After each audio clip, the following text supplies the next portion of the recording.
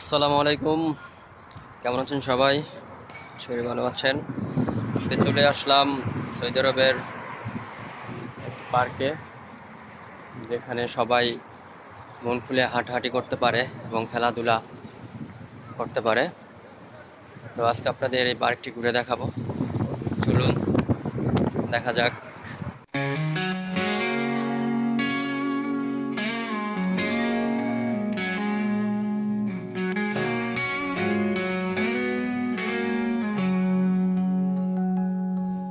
এই সুন্দর পৃথিবী সৃষ্টি করেছো তুমি, দিয়েছো মোদের প্রাণ।